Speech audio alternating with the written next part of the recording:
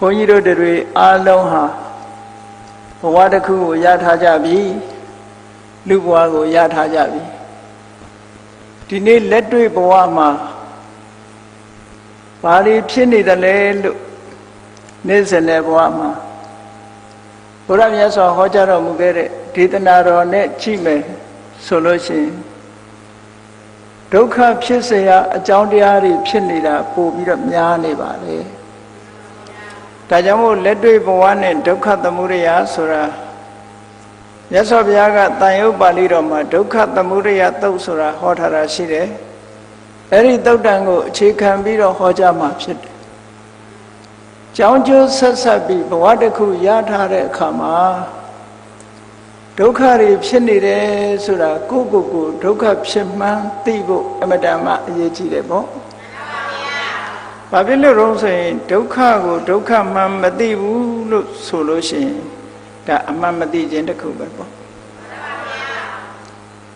အဲ့ဒါလို့အမှန်မသိဘူးဆိုတာအမှားကိုသိနေတယ်ဘယ်လိုအမှားသိလဲဒုက္ခဖြစ်နေတာကိုဒုက္ခဖြစ်နေတယ်လို့ထင်နေတာကအမှားကိုသိနေတာ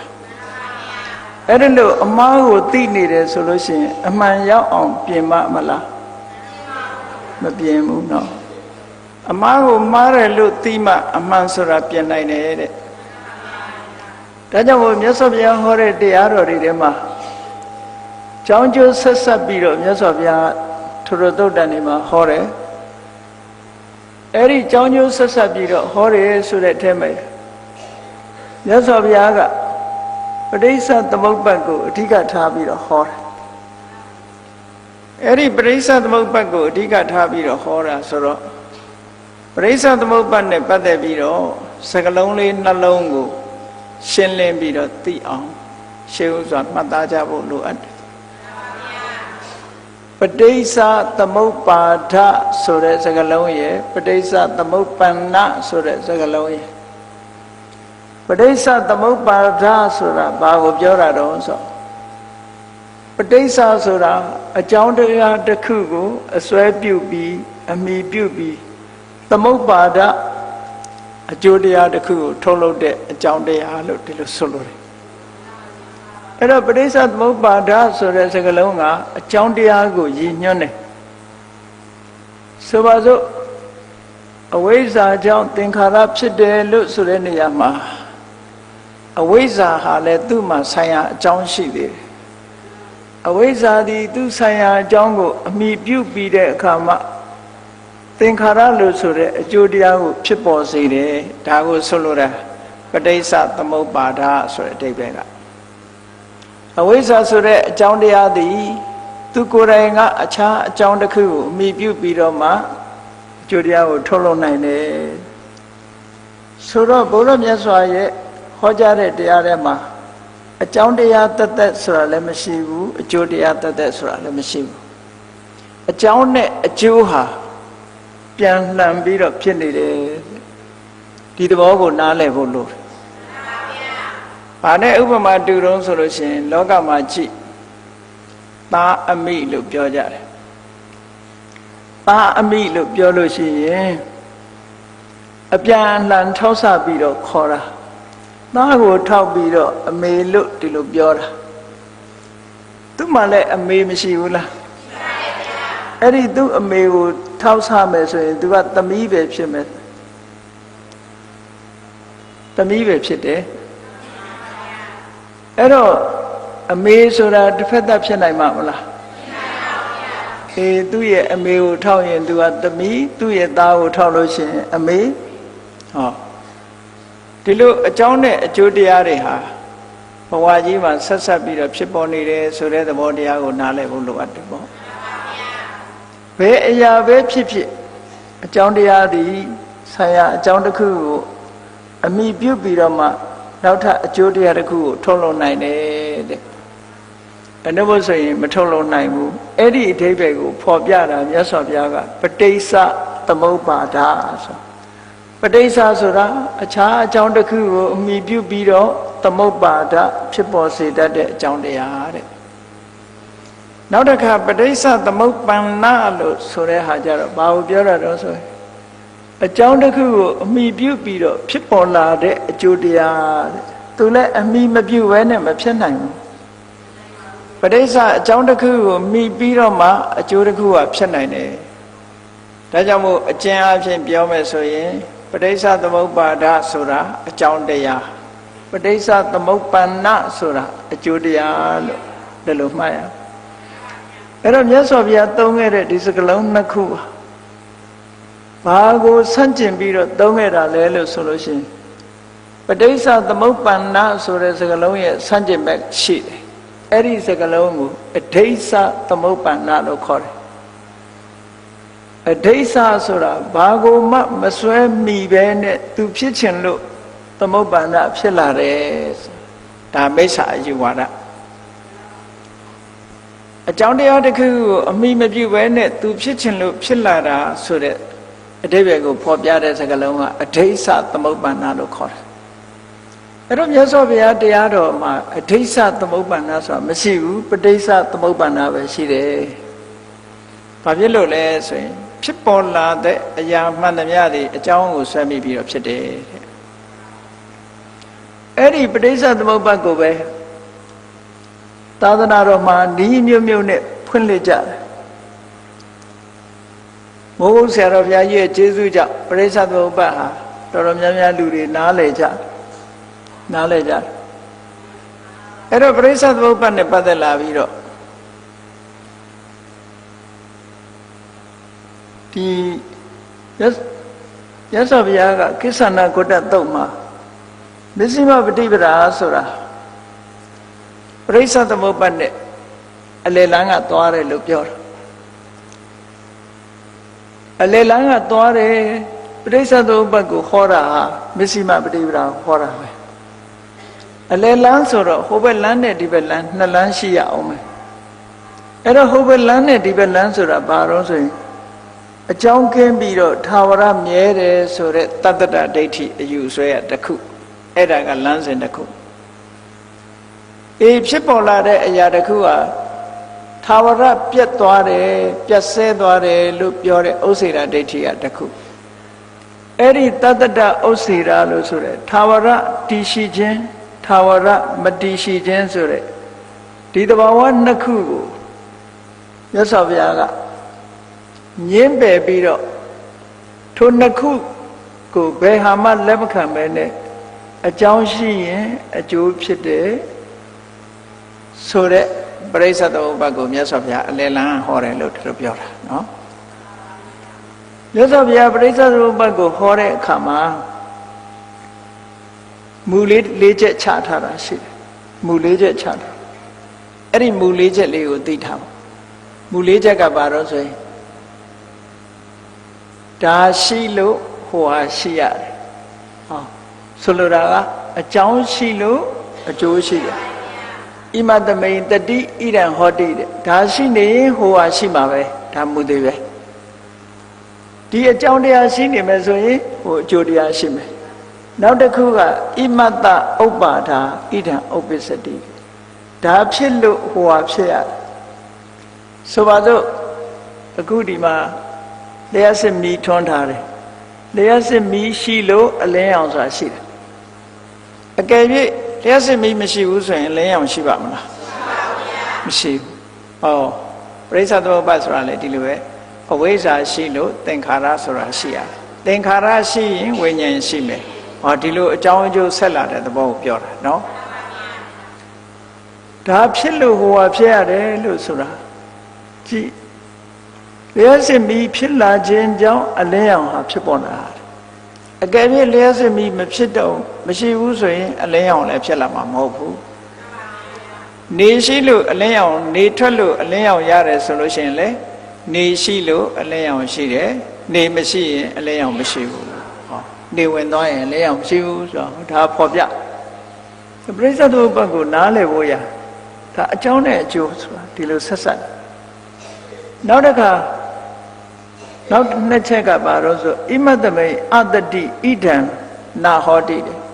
ဒါမရှိရင်ဟိုဟာမရှိဘူးလျှက်စစ်မရှိရင်အလင်းရောင်မရှိဘူးဟောဒီလိုပြောတာနေမရှိရင်အလင်းရောင်မရှိဘူး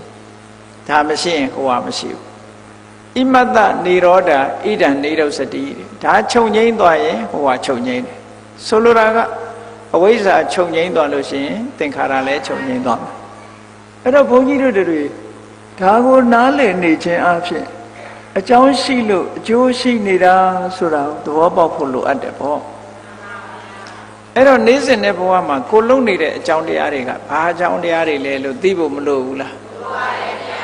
အဲ့ဒါမသိလို့ရှိရင်ကိုလုံနေတဲ့အကြောင်းတရားတွေကထုတ်လုပ်မဲ့အကျိုးတရားကိုသိနိုင်ပါမလားသိနိုင်ပါဘူးဗျာဒါလုံနေရင်ဒီအကျိုးဖြစ်လာမယ်ဆိုတာဟာအကြောင်းနဲ့အကျိုးခွဲခွဲခြားခြားသိဖို့လိုအပ်တယ်ပေါ့အဲ့ဒီပဋိစ္စသမုပ္ပါဒ်ကိုပဲမစ္စည်းမပฏิပဒါဆိုပြီးတော့အိန္ဒိယနိုင်ငံမှာ philosophy ဆိုတဲ့နာမည်နဲ့သူကတော့မတ္တယာမိက philosophy ဆိုပြီးတော့အလယ်လန်းပေါ့အလယ်လန်းနဲ့ပဋိစ္စသမုပ္ပါဒ်ကိုဥတည်ပြီးတော့ရေးသွားတဲ့ကျမ်းတစ်ကျမ်းရှိတယ်မတ္တယာမိကကာရိကမတ္တယာမိကကာရိကဆိုတာမစ္စည်းမိကကာရိကအလယ်လန်းကသွားတယ်ဆိုတဲ့အဓိပ္ပာယ်အဲ့ဒီအလယ်လန်းကသွားတယ်ဆိုတဲ့ကျမ်းကိုရေးတဲ့ပုဂ္ဂိုလ်ကနာဂသုဏလို့ခေါ်တယ်နာဂသုဏဆိုတဲ့ဘုန်းကြီးတစ်ပါးရေးတာအဲ့ဒီဘုန်းကြီးတစ်ပါးရေးတာပဋိစ္စသမုပ္ပါဒ်ကိုသူကရှင်းပြီးတော့ပြောတဲ့အခါမှာသူကဘာနဲ့ပြောလဲလို့ဆိုလို့ရှိရင်သားနဲ့အဖလိုပဲတဲ့သားရှိမှအဖေလို့ခေါ်လို့ရတာအဖေရှိမှလည်းသားလို့ခေါ်လို့ရဟုတ်ကလားနှစ်ခုရှိမှယက်တည်လို့ရဆိုလိုတာကကြည့်အဝိဇ္ဇာမရှိဘဲနဲ့သင်္ခါရမရှိနိုင်ဘူးသင်္ခါရမရှိဘဲနဲ့လည်းအဝိဇ္ဇာမရှိနိုင်ဘူးသားကိုထောက်ဆပြီးတော့အဖေလို့ခေါ်တာအဖေကိုထောက်ဆပြီးတော့သားလို့ခေါ်တာလို့သူကဒီလိုရှင်းတယ်ဒီလိုရှင်းရုံနဲ့မကဘူးအဲ့ဒီကျမ်းကသူက dialectic လို့ခေါ်တယ် dialectic ဆိုတာအလုံးကိုညှင်းချက်ထုတ်တယ်ညှင်းချက်ထုတ်ပြီပဲလို့သူကအဖြေမထုတ်နိုင်ဘူးအဖြေမထုတ်တဲ့ဖြေထုတ်တဲ့ကျမ်းမဟုတ်ဘူးသူကပဋိစ္စသမုပ္ပါဒ်ကိုပဲပြောတယ်ဆိုဘယ်အရာမှမရှိဘူးလို့သူကဒီလိုဆိုတယ်ဘယ်အရာမှမရှိဘူးဆိုတာအရာအလုံးဟာတုံညအလုံးစိတ်သုံးနေတယ်တပ္ပံတုံညံဆိုတဲ့စကားလုံးကိုသုံးတယ်သူကအလုံးဟာတုံညပဲဘာမှမရှိဘူးဘာဖြစ်လို့တော့ဆိုရင်အကြောင်းမရှိရင်အကျိုးလည်းယက်တည်ခွင့်မရှိဘူးအကျိုးမရှိရင်အကြောင်းအနေနဲ့လည်းယက်တည်ခွင့်မရှိဘူးလို့သူကဒီလိုရေးထားတယ်ဒါဘာကိုရေးတာတော့ဆိုပရိစ္ဆေသမုပ္ပါဒ်ကိုရေးတာဒီအဓိပ္ပာယ်ကလည်းသူကအပြန်အလှန်မိခိုးနေတဲ့သဘောကိုပြောပြတာနော်အဲ့တော့အပြန်အလှန်မိခိုးနေတဲ့သဘောကိုဘုန်းကြီးတို့တွေရှင်းရှင်းလင်းလင်းနားလည်ဖို့လိုအပ်တယ်တဲ့မြတ်စွာဘုရားကခေါ်တဲ့တရားတွေရဲ့အနှစ်သာရကိုကြည့်မယ်ဆိုလို့ရှိရင်ဘုရားဟောတဲ့တရားရဲ့အနှစ်သာရအကြောင်းနဲ့အကျိုးပဲဘုရားဟောရင်အကြောင်းနဲ့အကျိုးဒီနှစ်ခုကိုပဲဟောတယ်ဒါကြောင့်မို့အနုရဒသုတ်မှာမြတ်စွာဘုရားကဘာဟောလဲဆိုရင်ဒုက္ခနဲ့ဒုက္ခသမုဒယဒီနှမျိုးပဲဟောတယ်တဲ့ခန္ဓာ၅ပါးဟာဒုက္ခဘာဖြစ်လို့ဒုက္ခလို့ခန္ဓာ၅ပါးကိုပြောတော့ဆိုဖြစ်ပြမှုကအမြဲတမ်းနှိမ့်ဆက်နေလို့အမြဲတမ်းဒုက္ခပေးနေတာဖြစ်ပြီးပြက်နေတဲ့အရာကြီးကအမြဲတမ်းဒုက္ခပေးနေလို့ဒုက္ခလို့ပြောတာအရာထဲမှာပြောနေတဲ့အိုးဆင်းရဲလိုက်တာဒုက္ခဆိုရယ်အဲ့ဒီဒုက္ခပြောတာမဟုတ်ဘူးသဘာဝတရားတစ်ခုကယက်ထားလို့မရအောင်ပြောင်းလဲနေတယ်ကဲဒီပြန်မကြည့်နဲ့ဘုန်းကြီးတို့ခန္ဓာကိုယ်ပဲကြည့်သာဝရပြောင်းလဲနေတယ်ဆိုတာကိုကမသိဘူးတတိပဋ္ဌာန်းရဲ့မသိဘူးမြည်ရည်ကိုတွက်ကြည့်လိုက်မြည်ရည်ကစီးနေတာဖြစ်သည့်အတွက်ကြောင့်ပြောင်းလဲနေတယ်ဆိုတဲ့သဘောကိုရိပ်စားမိနိုင်တယ်ဘာလို့လဲဆိုစီးသွားတာကိုမြင်ရလို့အကယ်၍စီးသွားတာကိုမမြင်ဘူးဆိုလို့ရှိရင်ဒီရည်ပဲလို့ထင်မနေဘူးလားမြစ်ထဲမှာပန်းလေးတစ်ပွင့်ချကြည့်လိုက်လို့ရှိရင်ကိုချတဲ့နေရာမှာပန်းလေးမရှိတော့ဘူးမျောသွားတယ် အဲ့ဒီမြည်ရည်ဒီထာဝရစီးပြီးသို့တော့နောက်ထပ်လာတဲ့ဟာကလည်းရေပဲဆိုတော့ကွက်ပြားခြားနာမှုကိုမသိနိုင်အဲ့ဒါလို့ပဲဘုန်းကြီးတို့တွေရဲ့ခန္ဓာကိုယ်ဟာလဲခဲစင်တောင်ကြီးကလေးဘဝကလူရည်လို့ဖြစ်လာတဲ့အချိန်ကစပြီးဒီယုတ်တရားတွေနံတရားတွေဆိုတာအမြဲတမ်းပြောင်းနေတယ်အမြဲတမ်းပြောင်းနေလို့တစ်နှစ်သားကနေ10နှစ်သားကြတော့ကွက်ပြားခြားနာမှုရှိလာ10နှစ်သားကနေအနှစ်20ဆိုကွက်ပြားခြားနာမှုရှိလာ20ရွယ်ကနေ30 40 50 60 80ကြတော့ပို့ပြီးတော့ကွက်ပြားခြားနာမှုမရှိဘူးလား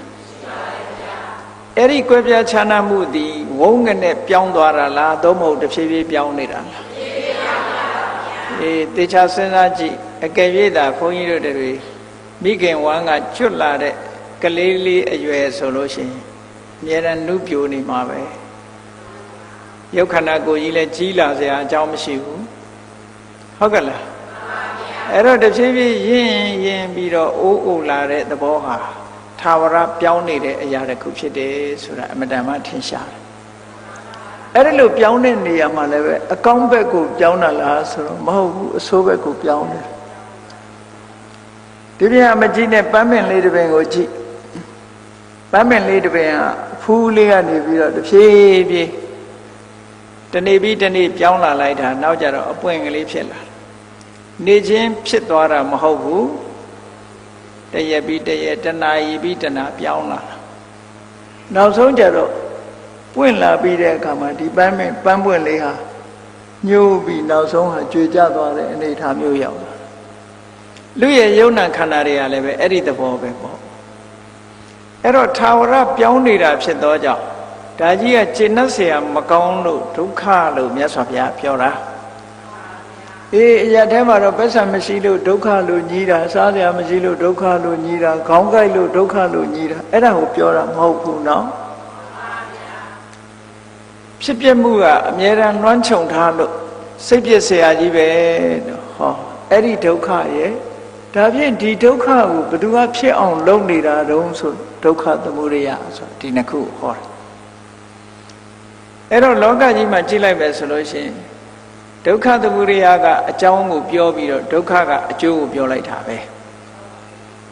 အဲ့ဒါလို့ပြောတဲ့အခါမှာဘာနဲ့မြတ်စွာဘုရားပြောတော့ဆိုသစ္စာလေးပါးဟောတဲ့အခါမှာဒုက္ခနဲ့ဒုက္ခသမုဒယလို့ဒီနာမည်နဲ့ဟောလိုက်တယ်အဲ့ဒါကိုပဲအကျယ်ချဲလိုက်တဲ့အခါကျတော့ပဋိစ္စသမုပ္ပါဒ်ဖြစ်လာတယ်သစ္စာလေးပါးကိုအကျယ်ချဲတော့ပဋိစ္စသမုပ္ပါဒ်ပဲအဝိဇ္ဇာပစ္စယသင်္ခါရဆိုတာအဝိဇ္ဇာပစ္စယကသမုဒယသင်္ခါရကဒုက္ခ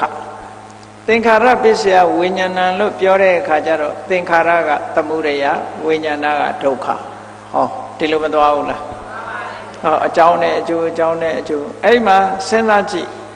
အကြောင်းကြီးတတ်လည်းမရှိဘူးအကျိုးကြီးလည်းတတ်မရှိဘူးပရိစ္ဆေသမုပ္ပါဒ်သင်တဲ့လူတွေကထင်ကောင်းထင်လိမ့်မယ်အဝိဇ္ဇာမှာအကြောင်းမရှိဘူးလို့ထင်ကောင်းထင်လိမ့်အဝိဇ္ဇာမှာလည်းအကြောင်းရှိတယ်အဝိဇ္ဇာအကြောင်းကိုတော့မြတ်စွာဘုရားကအာတဝလို့ဒီလိုပြောတာနော်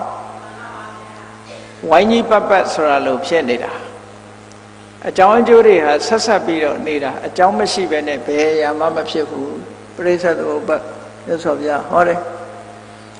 အဲ့ဒီပရိစ္ဆေသမုပ္ပါဒ်ကိုပဲလေထပ်ပြီးတော့ဓမ္မရဲ့စွမ်းရည်တတ္တိတွေထည့်ပြီးဟောတာကြတော့ပဋ္ဌာန်းလို့ခေါ်တယ်ပေါင်းကြည့်လိုက်တဲ့အခါကျတော့အကြောင်းနဲ့အကျိုးကိုခေါ်တဲ့ဒေသနာတော်ဟာသစ္စာဒေသနာရဲ့တပည့်ဆက်ကြမှာဟောထားတဲ့အဓိကသစ္စာဒေသနာရဲ့နောက်ပြီးတော့ပဋိစ္စသမုပ္ပါဒ်ရဲ့နောက်ပြီးတဲ့အခါကျတော့ပဋ္ဌာန်းရဲ့ဟောအကြောင်းနဲ့အကျိုးတွေကိုခေါ်တာအကြည့်ပဲအကုန်လုံးလောကကိုကအကြောင်းနဲ့အကျိုးဆက်ဆက်ပြီးတော့ဖြစ်ပေါ်နေတာဆိုတာကိုသဘောကျဖို့လိုအပ်တယ်ပေါ့အကြောင်းတရားကမကောင်းဘူးဆိုလို့ရှိရင်မကောင်းတဲ့အကျိုးတရားတွေဖြစ်နေမှာပဲအကြောင်းတရားကကောင်းတယ်ဆိုတဲ့အကြောင်းတရားရှိအောင်ကောင်းကျိုးချမ်းသာဆိုတာဘယ်ရာမှခိုင်မြဲတာမရှိဘူးတဲ့ဒါကြောင့်မြတ်စွာဘုရားဒုက္ခဆိုတဲ့နာမည်နဲ့ဟောထားတာနော်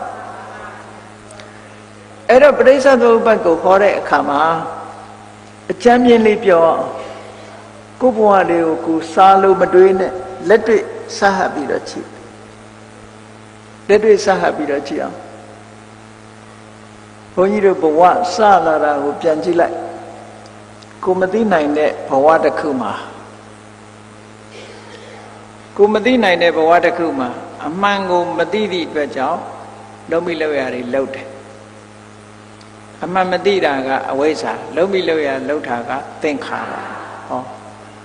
အမှန်မသိဘူးဆိုတော့ကောင်းတာလည်းလုံးမိခြင်းမိမယ်ဆိုးတာလည်းလုံးမိခြင်းလုပ်မယ်အဝိဇ္ဇာမကင်းသေးသည့်အတွက်ကြောင့်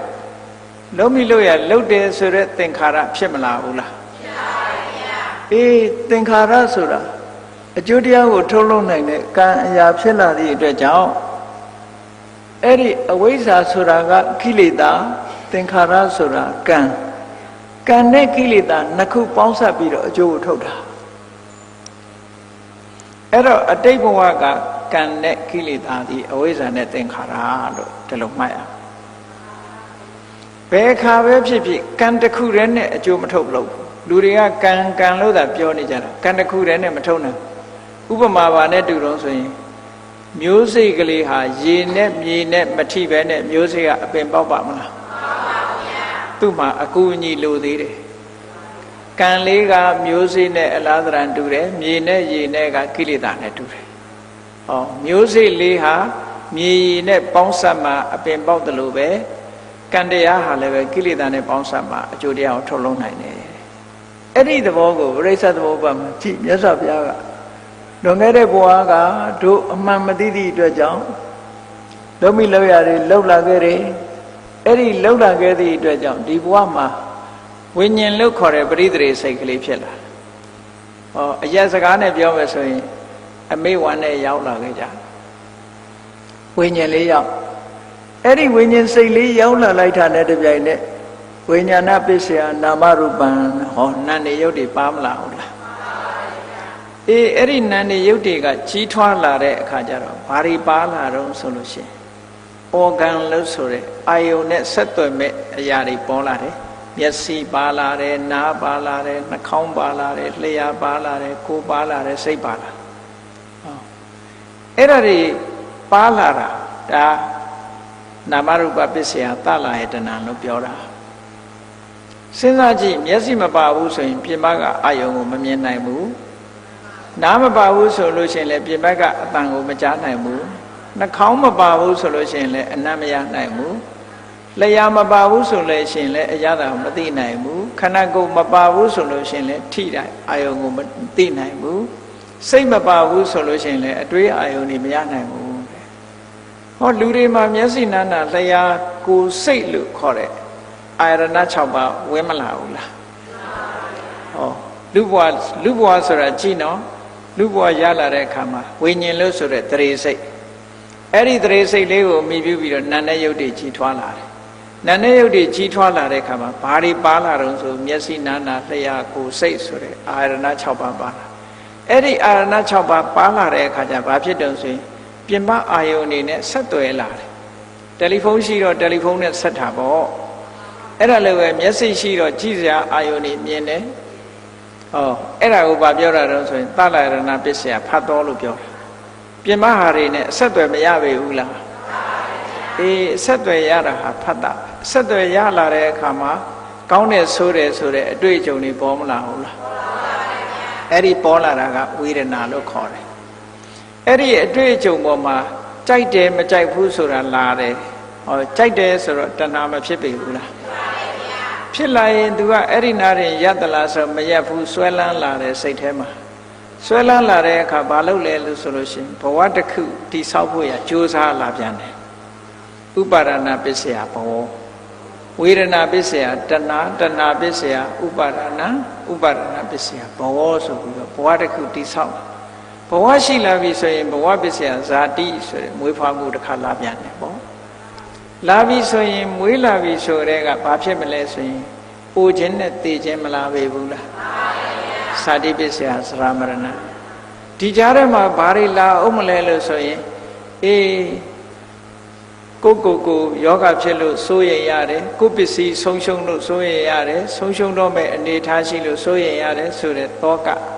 သာသမီအတွက်မိသားစုအတွက်စိုးရိမ်ရတယ်ဆိုတဲ့သော တောကကိုမထိန်နိုင်လို့ရှိရင်ငိုရတဲ့ပရိဒေဝခန္ဓာကိုယ်ရဲ့ဆင်းရဲမှုတွေစိတ်ရဲ့ဆင်းရဲမှုတွေဒုက္ခနဲ့ဒေါမနတဆင်းရဲတဲ့အခါမှာလူတွေဟာစိတ်ထဲမှာခံပြင်းပြီးတော့ဒေါသထွက်တယ်ဒါကြောင့်မို့လို့တချို့ကိုယ့်ကိုယ်တတ်သိလောက်အောင်ဒေါသထွက်တာဥပါယတာခံပြင်းလာတဲ့အခါကျတော့မခံနိုင်တော့ဒေါသဖြစ်တာပဲเนาะကဲအဲ့ဒါတွေရောဖြစ်မလာဘူးလား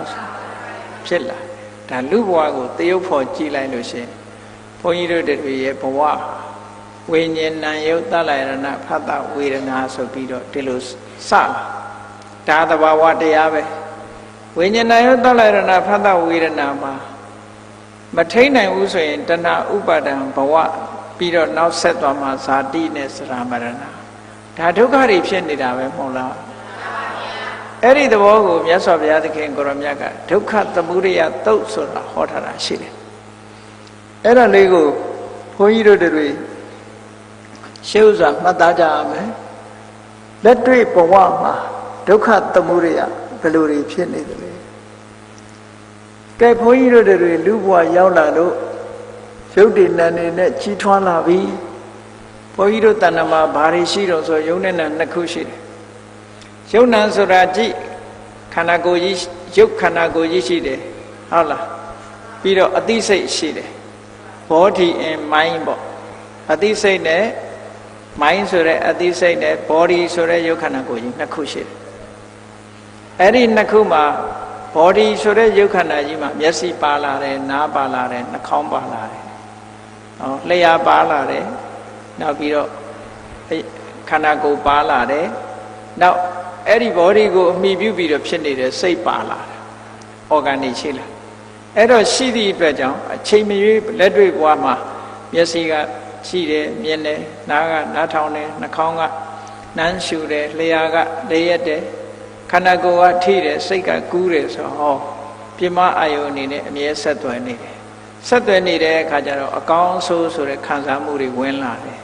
အကောင်းဆုံးခံစားမှုဝင်လာတဲ့အခါကြိုက်မကြိုက်ဆိုတာတွေလာတယ်ကြိုက်ရင်ဆွဲလန်းတယ်ဆွဲလန်းသည့်အတွက်ကြောင့်ရလို့မှုနဲ့ကြိုးစားပြန်တယ်ဆိုတာဖြစ်လာတယ်အဲ့ဒါကိုဘဝလို့ပြောတာပဲဒါပရိစ္ဆေသမုပ္ပါဒ်ကိုပုံဖော်ကြည့်လို့ရှင်ဘုန်းကြီးတို့တွေရဲ့ဘဝဆိုတာဘာကိုပြောနေတာလဲဆိုရင်ဝိညာဏယုတ်တလရဏဖတ်တာဝေဒနာတဏှာဥပါဒံဘဝဆိုတာဒါဘုန်းကြီးတို့တွေရဲ့ဘဝပဲလူဆိုတာဒါတွေကိုပဲခေါ်တာပဲဟုတ်ကဲ့လားအဲ့ဒါတွေကဆက်သွယ်ပြီးတော့ဘဝကြီးတစ်ခုရနေတယ်ဆိုတော့နောက်ထပ်မှာအလုံးလုံးနေကြတာကိုကြည့်လက်တွေ့ဘဝမှာဘာတွေရှိတော့ဆိုကြည့်မြတ်စွာဘုရားကရှင်းရှင်းလေးဟောထားတယ်ကဲမျက်စိရှိတယ်မျက်စိရှိလို့မြတ်စွာဘုရားကစက္ခုံစပဋိစ္စရူပေစဥပ္ပစ္စတိစက္ခုဝိညာဏတိဏံသင်္ကတိဖတ်တော်တဲ့ဒါဘုရားဟောတဲ့တရားပရိစ္ဆေသမုပ္ပါဒ်ကိုအလေကောင်ကနေပြီးတော့မြတ်စွာဘုရားကဖြတ်ပြီးတော့ဟောတာအဝိဇ္ဇာတွေသင်္ခါရတွေအရင်ကလောက်ခဲ့လို့အခုရနေကြပြီဘဝရနေပြီဟုတ်ကဲ့လားရနေတယ်ဆိုတာလက်လွန်ပြီးသားဖြစ်နေပြီလို့ပြောတာပေါ့ဘုန်းကြီးတို့တွေရပြီးသားဖြစ်နေကြပြီရပြီးသားဖြစ်နေတော့ဘာတွေရနေကြတာတော့ဆိုဝိညာဏယုတ်တလရဏဖတ်တာဝေဒနာဒါတွေရနေကြပြီပေါ့အဲ့ဒါလို့ရနေတဲ့အခါမှာမျက်စိရှိလို့ပြင်ဘက်ကအဆင်းအာယုံနဲ့မျက်စိနဲ့ဆုံပြီးတဲ့အခါမှာမြင်သိစိတ်ဆိုတာလေးပေါ်လာအဲ့ဒီမြင်သိစိတ်ဒီအမြဲတမ်းပေါ်နေတာလားဆိုတော့မဟုတ်ဘူးပဋိစ္စသမုပ္ပန္နအကြောင်းရှိမှပေါ်တာအကြောင်းကိုဆွဲမိပြီးတော့ဖြစ်တာသူရဲ့အကြောင်းကဘာလို့ဆိုရင်မျက်စိရဲ့အဆင်းအာယုံနှစ်ခုစုံစည်းမှုဒါကြောင့်မို့မြတ်စွာဘုရားကစက္ခုံစပဋိစ္စဟောအဲ့မှာပဋိစ္စဆိုတာဟောထားကြည့်စက္ခုံစပဋိစ္စရူပေစဥပ္ပစ္စတိစက္ခုဝိညာဏမျက်စိနဲ့အဆင်းအာယုံကိုဆွဲမိပြီးတော့မြင်သိစိတ်ပေါ်လာတယ်ဒါကိုယ့်ရဲ့နေ့စဉ်ဘဝကိုပြောနေတာနော်မနေ့အိယာကထားလိုက်လို့မျက်စိနှလုံးဖွင့်လိုက်တာနဲ့မြင်စရာအာယုံဟာမျက်စိထဲရောက်လာအဲ့ဒါလို့ရောက်လာတဲ့အခါမှာကြည့်နှမျိုးပဲရွေးချယ်စရာရှိတယ်မျက်စိကမြင်လိုက်တဲ့အာယုံဟာကိုကြိုက်တဲ့အာယုံဆိုရင်သဘောကျသွားသဘောကျရင်လောဘ သဘောမကျဘူးမျက်စိကိုလွှဲထွယ်ပြစ်လိုက်တယ်စိတ်ထဲမှာမကြိုက်တဲ့ဟာဆိုရင်လွှဲဖယ်ပြစ်လိုက်တယ်ဒေါသလောဘဖြစ်တယ်ဒေါသဖြစ်တယ်ဆိုကြတဲ့ကမောဟကကာထားပြီးသားပဲတဘာဝကိုမသိလိုက်သည့်အတွက်ကြောင့်ကြိုက်မကြိုက်ဆိုတာနှမျိုးဖြစ်သွားလို့လောဘနဲ့ဒေါသဖြစ်လိုက်တာပဲအဲ့ဒီနေရာလေးမှာမြတ်စွာဘုရားကကြည့်စက္ခုနဲ့မျက်စိနဲ့အဆင်းအာယုံဒီနှစ်ခုကိုဆွဲပြုပြီးတော့တဲ့မြင်သိစိတ်လေးကဖြစ်လာအဲ့ဒီမြင်သိစိတ်လေးဟာပဋိစ္စသမုပ္ပါဒ်အကြောင်းကိုဆွဲပြီးတော့ဖြစ်လာတဲ့ဟာလေးပါလို့အကြောင်းဆိုတဲ့နေရာမှာကြည့်တည်တည်ချာချာစဉ်းစားကြည့်မျက်စိမရှိပဲအဲ့ဒီမျက်စိပေါ်မှာမြင်စရာအာယုံပေါ်မလာပဲမြင်သိစိတ်ဆိုလုံးဝဖြစ်နိုင်အဲ့ဒီနှစ်ခုကြောင့်ဖြစ်တယ်အဲ့ဒီနှစ်ခုတင်လားလို့ဆိုမဟုတ်ဘူးကျန်တဲ့အထောက်ကူပြုတာလေးတွေရှိသေးတယ်အထောက်ကူပြုတာလေးတွေရှိတယ်အထောက်ကူပြုတာကဘာတော့ဆိုရင်မြင်ဖို့ရအတွက်ဘာလို့လဲဆိုရင်မျက်စိနဲ့အလင်းအာယုံကြားထဲမှာအလင်းရောင်လေးမလိုဘူးလားလိုပါတယ်ဗျာအေးမှောင်းနေလို့ရှိရင်တော့မမြင်ရဘူးပေါ့အေးမျက်စိလည်းကောင်းတယ်အဆင်းအာယုံလည်းရှိတယ်သို့တော့အမှောင်တုကကာထားတယ်ဆိုရင်မမြင်ရပြန်နောက်တစ်ခါမျက်စိလည်းရှိတယ်အလင်းရောင်လည်းရှိတယ်အဆင်းလည်းရှိတယ်သို့တော့စိတ်แท้ကတတိမထားဘူးဆိုရင်ရောမြင်ရပါမလားမြင်ရဘူးဒါကြောင့်မို့လို့ဒီနေရာမှာအကြောင်း၄မျိုးမြတ်စွာဘုရားကတိုက်ရိုက်ဟောထားတာအဓိကအကြောင်းကြီး2မျိုးပဲဟောတာအဓိကအကြောင်းကြီး2မျိုးဟောတယ်အဓိကအကြောင်းကြီး2မျိုးကမြင်သိစိတ်လေးပေါ်ဖို့ရာအတွက်မျက်စိရဲ့မြင်စရာအာယုံရဲ့အဲ့ဒီ2ခုဟာအဓိကအဲ့ဒီထဲမှာအလင်းရဲ့အထောက်အကူလိုအပ်တယ်နှလုံးသွင်းမှုဆိုတာလေးလိုအပ်တယ်လို့ဒီလိုနားလည်ရကောင်းပြီအဲ့ဒီလိုမြင်သိစိတ်ကလေးဖြစ်လာပြီဖြစ်လာတဲ့အခါကျတော့ဘာဖြစ်လဲလို့ဆိုရင်အဲ့ဒီ3ခုစုံစည်းမိလိုက်တာနဲ့တပြိုင်နက်ဘာပေါ်လာတော့ဆိုဆက်သွယ်မှုဆိုတဲ့ဖတ်တာပေါ်လာတိဏ္ဏံသင်္ကတိဖတ်တော်ဆိုအဲ့ဒါပြောတိဏ္ဏံ3မျိုးဆိုတာဘာတွေတော့မျက်စိရဲ့အဆင်းအာယုံရဲ့မြင်သိစိတ်အဲ့ဒီဆက်သွယ်လိုက်တာနဲ့တပြိုင်နက်အာယုံနဲ့မြင်လိုက်တာနဲ့မြင်သိစိတ်ပေါ်လိုက်တာနဲ့တပြိုင်နက်ဆက်သွယ်မှုဆိုတာဖတ်တာပေါ်လာဖတ်တာပေါ်လိုက်တာနဲ့တပြိုင်နက်ဘာပေါ်တော့ဆိုအာယုံနဲ့ပတ်သက်တဲ့အတွေ့အကြုံတစ်ခုဟာရသွားတယ်အဲ့ဒီအတွေ့အကြုံရတာကိုခံစားတယ်လို့ပြောတာကောင်းတဲ့အာယုံဆိုရင်ကောင်းတဲ့အတွေ့အကြုံပဲမကောင်းတဲ့အာယုံဆိုမကောင်းတဲ့အတွေ့အကြုံအာယုံလေးပေါ်လာတယ်ဆိုတဲ့သဘောလေးကိုစဉ်းစားကြည့်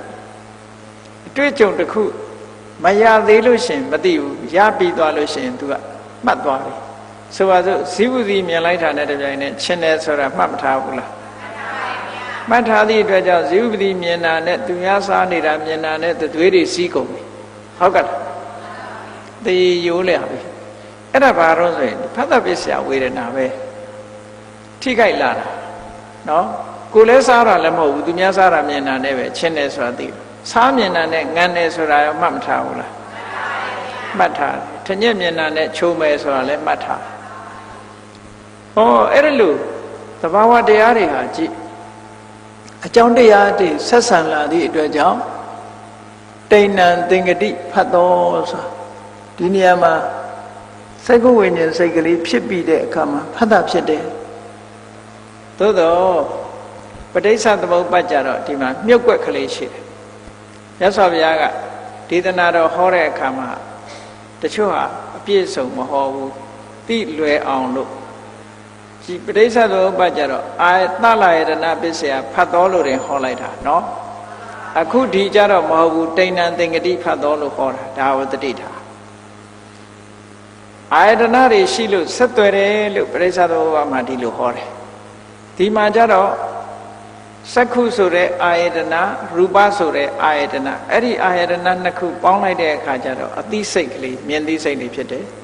အဲ့ဒီမြင်သိစိတ်ကလေးပေါ်လာတဲ့အခါမှာဆက်သွယ်မှုရတယ်လို့ပြောတာဒီမှာကြပို့ပြီးတော့အသေးစိတ်လိုက်တာဟုတ်ကဲ့လားအဲ့တော့သလယရဏပစ္စယဖတ်တော်ကြားထဲမှာမြင်သိစိတ်ကလေးပါသေးတယ်လို့ဒီလိုတစ်ခုတွဲမှအသိစိတ်လေးပါသေးတယ်အဲ့ဒီအသိစိတ်ဖြစ်တဲ့အခါကျတော့မှဖတ်တာလာလို့ရှင်ဖတ်တာရှိလို့ရှင်ဝေဒနာဆိုတာရှိလာဆက်သွယ်လို့အတွေ့အကြုံတစ်ခုရသွားတယ်ခံစားမှုတွေရ အဲ့ဒီခံစားမှုရလိုက်တာနဲ့တပြိုင်နက်ရပ်နေသလားဆိုမရပ်ဘူးဝေဒနာပစ္စယတဏှာတဲ့အဲ့တော့အခုဖြစ်တဲ့အကြောင်းတရားတွေကိုကြည့်လိုက်မယ်ဆိုလို့ရှိရင်ဘုန်းကြီးတို့တွေတဏ္ဍာမှာကြည့်စက္ခုပ္ပန္နာရဆိုတဲ့မျက်စိကလည်းပဲထာဝရပြောင်းလဲနေတဲ့ဖြစ်မှုပြမှုတွေကနှိမ့်ဆက်ထားတဲ့အရာဖြစ်သောကြောင့်ဒုက္ခမြင်စရာရူပယုံကလည်းပဲထာဝရပြောင်းနေတဲ့အရာဖြစ်သောကြောင့်ဒုက္ခဒီဒုက္ခတစ်ခုကိုအကြောင်းပြုပြီးတော့ဖြစ်ပေါ်လာတဲ့စက္ခုဝိညာဉ်စိတ်လေးမြင်သိစိတ်လေးရတယ်ဒုက္ခမြင်သိစိတ်နဲ့မှီပြီးတော့သုံးခုပေါင်းလိုက်မှဖြစ်လာတဲ့ဖတ်တာဆိုတဲ့ဆက်သွယ်မှုလေးရတယ်ဒုက္ခအဲ့ဒီဆက်သွယ်မှုကြောင့်ဖြစ်ပေါ်လာတဲ့ဝေဒနာဆိုတာလည်းဒုက္ခပဲအဲ့ဒါလို့မမြင်နိုင်ဘူးရှုမှတ်ပွားများနိုင်ခြင်းမရှိဘူးဆိုရင်ဘာလာတော့ဆိုဝေဒနာပစ္စယတဏှာတဲ့အဲ့တော့ပရိစ္ဆေသမုပ္ပါဒ်ကဝေဒနာပစ္စယတဏှာကနေဘယ်ထိသွားတော့တဏှာပစ္စယဥပါဒနာတဏှာရင်ရမနေဘူးလိုချင်ပြီဆိုရင်စွဲသွားတယ်စိတ်ထဲမှာစွဲလန်းတယ်စိတ်ထဲမှာစွဲလန်းတဲ့အခါမှာအမြင်မှားတာလည်းပါတတ်တယ်အဲ့ဒါလို့ဆွဲလန်းမှုကိုအကြောင်းပြုပြီးတော့ဘာလုပ်လဲဘဝတစ်ခုကိုတိဆောက်တယ်အလုပ်တစ်ခုလုပ်လာတယ်ဒါကိုဘဝလို့ပြောတာကမ္မဘဝဥပပတ္တိဘဝဟုတ်ကဲ့လားဟောဘဝတစ်ခုရှိလာတာနဲ့တပြိုင်နက်ဇာတိဆိုတာလာပြန်တယ်လို့ဒါပရိစ္ဆေသမုပ္ပါဒ်ကိုပုံဖော်ကြည့်လို့ရှိရင်ဒီတိုင်းပဲမြင်နေရတယ်ကိုယ့်ဘဝကဲကောင်းပြီဘုန်းကြီးတို့တွေမျက်စိကောင်းလို့မျက်စိလေးကိုဖွင့်ပြီးတော့ကြည့်လိုက်ပါပြီအဆင်းအာယုန်လေးကိုမြင်လိုက်တယ်မြင်လိုက်တာနဲ့တပြိုင်တည်းဘာဖြစ်လာတော့မြင်သိစိတ်ပေါ်လာတယ်မြင်သိစိတ်ပေါ်လာတဲ့အခါမှာဆက်သွယ်မှုတွေရလာတယ်ဆက်သွယ်မှုရလိုက်တာနဲ့တပြိုင်တည်းအတွေ့အကြုံရလာတယ်အတွေ့အကြုံရတာနဲ့ကောင်းမကောင်းဆိုတာတွေကြိုက်မကြိုက်တွေလိုက်မလာဘူးလားအေးကြိုက်လို့ရှင်ဆွဲလန်းတယ်ဆိုတာမလာဘူးလားလာလို့ရှင်အဲ့ဒီဆွဲလန်းတာကိုအခြေပြုပြီးတော့ရလို့မှုနဲ့ကြိုးပမ်းအထောက်မှုတွေရောမလာဘူးလားဒါဘာတွေရနေတာတုံးလို့ဆိုရင်ဒုက္ခတွေပဲဖြစ်နေတာနေ့စဉ်နဲ့မြတ်ဘုန်းကြီးတို့တွေကဒုက္ခသမုဒယဒုက္ခတွေပဲရနေတာတဲ့ကိုယ့်ဘဝကိုစဉ်းစားကြည့်ဒုက္ခတွေရကဲကောင်းပြီဒီဝေဒနာဆိုတာနဲ့ပတ်သက်ပြီးတော့ကြည့်လိုက်မယ်ဆိုလို့ရှိရင်ဝေဒနာဟာအရာထဲမှာနားလည်နေတာယောဂဝေဒနာလို့တွဲခေါ်နေသည့်အတွက်ကြောင့်ယောဂလို့ထင်နေတာမဟုတ်ဘူးဝေဒနာဆိုတာအတွေ့အကြုံစိတ်ထဲမှာခံစားချက်ကလေးပျော်တာလဲဝေဒနာပဲနှစ်သက်တာလဲဝေဒနာပဲကျေနပ်တာလဲဝေဒနာပဲမနှစ်သက်ဘူးမကျေနပ်ဘူးဆိုတာလဲဝေဒနာပဲကိုယ်စိတ်ထဲရဲ့အတွေ့အကြုံကိုပြောတာနော်ကဲကောင်းပြီဝေဒနာကကိုမြင်လိုက်ရတဲ့အာယုံကကိုကြိုက်တဲ့အာယုံဆိုပါစို့ဆက်သွယ်ရလို့ကြိုက်တဲ့အာယုံနဲ့တွေးလိုက်ရတယ်ခံစားလိုက်ရတယ်ဆိုရင်ဘာဖြစ်တုံးဒါလေးကိုနောက်ထပ်တွေးချင်လိုက်တာဆိုတဲ့တွေ့တာမှုတဏှာလေးမလာဘူးလားဒုက္ခဝေဒနာတဲ့နှစ်သက်စရာဝေဒနာလေးသောမနတာ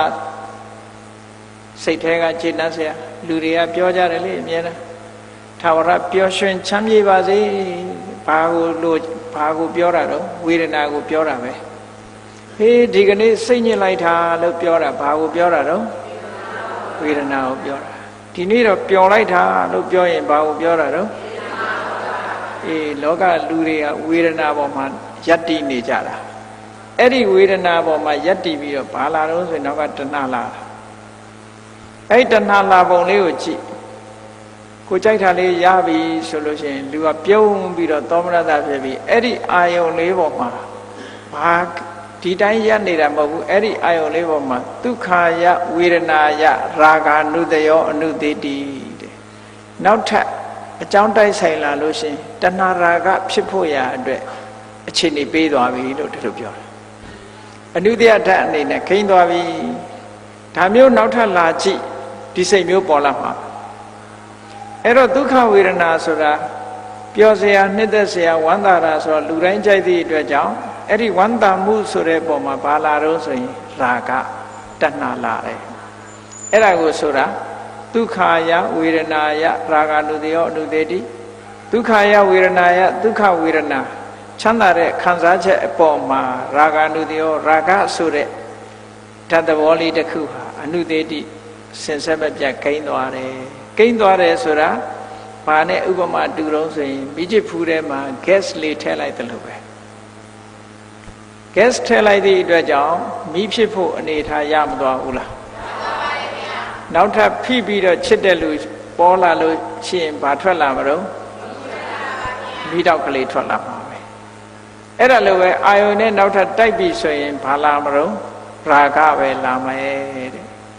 ကဲဟုတ်ပြီကိုမကြိုက်တဲ့ဟာကြီးဝေဒနာကဒုက္ခဝေဒနာကြီးဆင်းရဲတယ်မကြိုက်တဲ့ဟာကြီးဆိုလို့ရှိရင်လူကမကြိုက်လို့ရှိရင်လေဘာဖြစ်လာတော့ဆိုဒုက္ခယဝေဒနာယပဋိက္ခဏုတယောအနုသေးတိတဲ့မကြိုက်တာကြတော့ဒေါသလာပြန်ဒါမို့ကြိုက်ရင်လောဘမကြိုက်ရင်ဒေါသလူတွေကကိုယ်မမြင်တဲ့ဟာဆိုလို့ရှိရင်မျက်နှာလွှဲပစ်လိုက်တယ်ဟုတ်ကဲ့လားစိတ်แท้ကလည်းဆန့်ကျင်လာတယ်အဲ့ဒီဆန့်ကျင်မှုလေးကိုပဋိက္ခလို့ခေါ်တာပဲအဲ့ဒီပဋိက္ခဖြစ်လာလို့ရှိရင်ဘာဖြစ်လဲဆိုဒုက္ခယဝေဒနာယပဋိက္ခဏုတယောအနုသေးတိတဲ့ဒေါသပဋိက္ခဆိုတဲ့ဒီအနုတ္တယဓာတ်လေးဟာကိန်းသွားတယ်နောက်ထပ်ဓာတ်တွေ့ရင်ဒေါသလာမှာဆိုပါစို့ကိုနဲ့မတည့်တဲ့လူတယောက်ဒေါသထွက်ဖူးထားပြီးကိုနဲ့မတည့်တဲ့လူတယောက်သူ့အတန်လေးကြားလိုက်တာနဲ့ဒေါသဖြစ်မသွားဘူးလားအဲ့ဒါဘာလို့ဆိုရင်ဒါပဋိက္ခဏုတ္တယကိန်းနေလို့ပဲနော်ကိုမကြိုက်တဲ့အတန်လေးကြားလိုက်တာနဲ့ပဲစိတ်ကဆန့်ကျင်သွားတယ်ဒေါသထွက်တယ်ဆိုတာစိတ်ထဲမှာဆန့်ကျင်သွားတာလိုလားတာမပါဘူးဟုတ်လားပျော်သွားတာမဟုတ်ဘူးမကြားချင်ဘူးအဲ့ဒါဒေါသလေးပဲဆန့်ကျင်မှုလေးဖြစ်လာ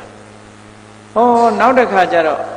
အဲ့ဒါလိုကြိုက်တာလည်းမဟုတ်ဘူးဒုက္ခလည်းမဟုတ်ဘူးဒုက္ခလည်းမဟုတ်ဘူးဆင်းရဲတာလည်းမဟုတ်ဘူးမတိတာတဲ့ခံစားချက်ဆိုတာလာတတ်သေးတယ်အဲ့ဒါလိုမတိတာတဲ့ခံစားတဲ့ချက်ကြတော့သူကဘာမှမတိလိုက်ဘူးဘာမှမသိလိုက်လို့ငါဘာမှမဖြစ်ဘူးလို့မအောင်မေ့လေနဲ့အဒုက္ခမဒုက္ခယဝေဒနာယအဝိဇ္ဇာနုတယောအနုသေးတိတဲ့မသိလိုက်လို့ရှင်အဝိဇ္ဇာမှောင်သွားတာပဲလေသူအသိမှမပြုတ်လိုက်တာနဲ့တပြိုင်တည်းသူမှအဝိဇ္ဇာကိမ့်မသွားဘူးလားကဲဝေဒနာဖြစ်လာပြီဆိုတာကိုမထိန်နိုင်ဘူးမကြည့်နိုင်ဘူးဆိုလို့ရှိရင်ဒုက္ခဝေဒနာဖြစ်လာလို့ရှိရင်ရာဂနုတယကိမ့်တယ်ဒုက္ခဝေဒနာဖြစ်လာလို့ရှိရင်ပဋိက္ခဏုတယကိန်းတယ်နော်အဒုက္ခမဒုက္ခဆိုတဲ့ဥပေက္ခဝေဒနာဖြစ်လာလို့ရှိရင်အဝိဇ္ဇာနုတယကိန်းတယ်ဆိုတော့နေ့စဉ်နဲ့အမျှဘုန်းကြီးတို့တွေမျက်စိကဖွင့်ကြည့်လိုက်လို့မြင်လာတဲ့နောက်ပိုင်းမှာဝေဒနာတွေဟာပေါ်လာမှာပဲတခုမဟုတ်တခုလာမှာထိန်းလို့မရဘူးအဲ့ဒီလိုထိန်းမရတဲ့ဝေဒနာတွေကိုကိုယ်ကလည်းတဘာဝကိုမသိဘူးဆိုလိုက်တာနဲ့တပြိုင်နက်အဲ့ဒီဝေဒနာနဲ့ပတ်သက်ပြီးတော့ရာဂဖြစ်မယ်ဒေါသဖြစ်မယ်အဝိဇ္ဇာဖြစ်မယ်ဟုတ်ကဲ့လားအဝိဇ္ဇာဆိုတာမောဟပဲအဲ့တော့ပေါင်းလိုက်တော့ရာဂဒေါသမောဟဆိုတဲ့အကုသိုလ်အမြင့်ကြီးတွေကိုယ်တဏ္ဍာမှာတွဲမနေဘူးလားဒါနေ့စဉ်ဘဝမှာဘုန်းကြီးတို့ရဲ့လက်တွေ့ဘဝမှာဒုက္ခသမုဒယဒုက္ခကိုဖြစ်စေတတ်တဲ့အကြောင်းတရားတွေနေ့စဉ်နဲ့အမျှစုမိနေတယ်ဟုတ်ကဲ့လားဘာနဲ့ပြောမလို့ဆိုတကယ်ကိုအစိတ်တွေစုမိနေတယ်လို့ပဲယောဂဖြစ်ဖို့ဟာတွေစုမိနေတယ်လို့ပဲဘုန်းကြီးတို့တွေရဲ့တဏ္ဍာမှာဟောဒီဟာတွေကိရိတာတွေဟာစုမိပြီးတော့တန်ကြားလို့ရှင်ခုနကြာသိစိတ်လေးပေါ်လာပြီးတော့ဆက်သွယ်မှုရလာတယ်ခံစားမှုရလာတယ်ပြီးရင်ဘာဖြစ်မလို့လောဘဖြစ်တယ်ဒေါသဖြစ်တယ်မောဟဖြစ်တယ်ဒီဘက်ကိုဆက်လာထို့တူပဲနှာခေါင်းကအနံ့ရတဲ့အခါမှာလည်းဒီတိုင်းလာတယ်ကြိုက်မကြိုက်ပေါ့ဟောလျှာကနေအရသာကိုသိတဲ့အခါမှာလည်းဟောတော့လို့ကြိုက်မကြိုက်နှစ်ခုလာဒါနေ့စဉ်ဘဝမှာလူတိုင်းဟာမျက်စိရှိလို့မြင်နေကြတယ်နားရှိလို့ကြားနေကြတယ်အသံနဲ့နှာခေါင်းရှိလို့အနံ့နဲ့ရနေကြတယ်လျှာရှိလို့အရသာတွေသိနေကြတယ်ခန္ဓာကိုယ်ရှိသည့်အတွက်ကြောင့်အထီးတွေ့တွေရနေကြတယ်အေးမျက်စိနာနာလျှာကိုယ်ဆိုတာတွေကိုအသုံးမပြုဘဲနဲ့တက်စိတ်ထဲမှာကူးပြီးတော့တွေးနေတာရောမရှိဘူးလားအေးစိတ်ကူးနေလို့ရှိရင်လည်းစိတ်ကူးတဲ့ထဲမှာလည်းလောဘဖြစ်သေးတယ်နော်ကြည့်လေထီလည်းမထိုးရသေးဘူးဒါပေမဲ့ထီထိုးမယ်ဆိုတော့အဲ့လောက်တည်းမရပ်ဘူးအဲ့ဒီထီကနေသိန်း 1000 စုကြီးပေါက်မယ်ထီအောင်သွားတာအဲ့ဒီစိတ်ကူးတာလေ အဲ့ဒီထိအောင်သွားတာအဲ့ဒီပုံမှာသွားပြီးတော့ယံဖြစ်တဲ့လူဟာရှိသေးတယ်မပေါက်သေးတဲ့ပုံမှာလည်းယံဖြစ်တယ်ဆရာတော်ကြီးတစ်ပါးတရားဟောတဲ့ထဲမှာကြားဘူးတယ်ဘုန်းကြီးတစ်ပါးနဲ့ကပ္ပိယတစ်ယောက်အကြောင်းဘုန်းကြီးတစ်ပါးနဲ့ကပ္ပိယတစ်ယောက်အကြောင်းလောဘဆိုတာတော်တော်ထူးဆန်းတယ်ဆောင်းရသည်ဆိုတော့အမတန်ပူတယ်ဟိုရင်ပေါ့အေးတယ်ပေါ့အေးတဲ့အခါကျတော့ထင်းတုံးကြီးကြီးကိုမီးဖိုးပြီးတော့အဲ့ဒီနာမီးလုံနေကြမီးလုံနေတဲ့အခါကျတော့မီးကြီးခဲ့ရတယ်အမတန်ရဲနေတဲ့အခါကျတော့ဘာသွားတတိယတော့ဆိုဒီမီးကြီးခဲနဲ့အမဲသားကိုဖုတ်စားရရင်ကောင်းမှာပဲဆိုတဲ့အတွေးသွားဝင်တယ်နော်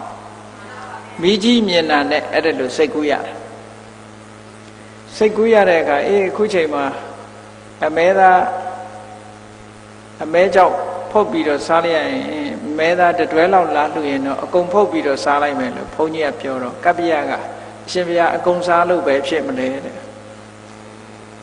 မရှိရင်တပည့်တော်တာဝန်ဖြစ်နေအကုန်တော့ပဲစားလို့ဖြစ်မယ်ဘုန်းကြီးဘာမှဖြစ်လဲအကုန်စားမယ်ပေါ့အဲ့ဒါနဲ့ညင်းညခုံညတော့ဘုန်းကြီးကကပ္ပိယကိုလက်သီးနဲ့ထိုးတယ်စိတ်ဆိုးပြီးတော့အဲ့ဒီမှာကပ္ပိယကထလုံးအဲ့ဒါလိုဖြစ်နေတဲ့အချိန်မှာကျောင်းတကာကြီးကဆွမ်းအုပ်ကြီးမပြီးတော့လာတဲ့အခါဘုန်းကြီးနဲ့ကပ္ပိယလုံးနေတာမြင်တော့ဟာကပ္ပိယမင်းဘုန်းကြီးကိုဘာလုပ်နာတော့နဲ့လှမ်းអော်တဲ့အခါကျမှကိုရှိန်တက်ပြီးတော့ထိုင်းနေကြဘာဖြစ်ကြတာတော့မေးတဲ့အခါကျတော့ပြောရခက်ကပ္ပိယနောက်ကြတော့ပြောတယ်ကျောင်းတကာကြီးရဲ့ဘာမှမဟုတ်ပါဘူးအမဲချောက်ဖို့ကိစ္စပါဒါဖြင့်အမဲချောက်ဖို့ကဘယ်မတုံးလို့ဆိုအမဲချောက်ဖို့ကရှိတာမဟုတ်စိတ်ကူးတဲ့ကအမဲချောက်ဖို့တော်တော်ကိုထူးဆန်းတာနော်တကယ်ဖြစ်တာတော့အဲ့ဒါမျိုးကစိတ်ကူးနေတဲ့မဲ့လူတွေဟာဒုက္ခရောက်ကြတယ်အဲ့ဒါကြောင့်မို့လို့မျက်စိကမြင်တာလည်းမဟုတ်ဘူးနားကကြားတာလည်းမဟုတ်ဘူးနှာခေါင်းကအနံ့ရတာလည်းမဟုတ်ဘူးလျှာကထိတာလည်းမဟုတ်ဘူးခန္ဓာကိုယ်ကထိတွေ့တာလည်းမဟုတ်ဘူးစိတ်ကူးတဲ့မှာပဲလောဘဒေါသဆိုတာဖြစ်သေးတယ်တဲ့ကဲနေ့စဉ်ဘဝမှာဘုန်းကြီးတို့တွေဒီတိုင်းနေမယ်ဆိုလို့ရှိရင်ဖတ်တာပစ္စယဝေဒနာပစ္စယတဏှာဆိုပြီးတော့ပရိစ္ဆေသမုပ္ပါဒ်ဟာအဆိုးဘက်ကိုသွားမနေဘူးလားနိဂုံးကမြတ်စွာဘုရားဟောထားတဲ့ဧဝမေတ္တကေဝလတ္တဒုက္ခခန္ဓတသမုရယောဟောတိတဲ့ဒါဒုက္ခတွေဖြစ်နေတာလို့ဒီလိုဟောတာဒါဖြင့်အဲ့ဒီဒုက္ခတွေကိုရပ်ချင်ပါပြီဆိုရင်ဘယ်လိုလုပ်ရဒါကိုမြတ်စွာဘုရားဒီသုတ္တမှာဒုက္ခတွေကိုချုပ်ငြိမ်းသွားအောင်ဘယ်လိုလုပ်ချုပ်ငြိမ်းသွားအောင်လုပ်ရမယ်နိလန်တစ်ခုကိုမြတ်စွာဘုရားဒီသုတ္တမှာပေးထားခုနတိုင်းပဲစက္ခုံစပဋိစ္စရူပေစဥပ္ပစ္စတိစက္ခုဝိညာဏဒိဋ္ဌံသင်္ကတိဖတ်တော်တဲ့မျက်စိနဲ့အစင်းအာယုံကိုမြင်လိုက်တယ်မျက်စိနဲ့အစင်းအာယုံနှစ်ခုစုံမိတာကိုအကြောင်းပြုပြီးတော့မြင်သိစိတ်ကလေးပေါ်လာတယ်ဒါသဘာဝပဲအဲ့ဒီမြင်သိစိတ်ကလေးပေါ်လာတဲ့အခါမှာဆက်သွယ်မှုရသွားဖတ်တာဖြစ်လာတယ်ဆက်သွယ်မှုရသွားတယ်ဖတ်တာဖြစ်လာတော့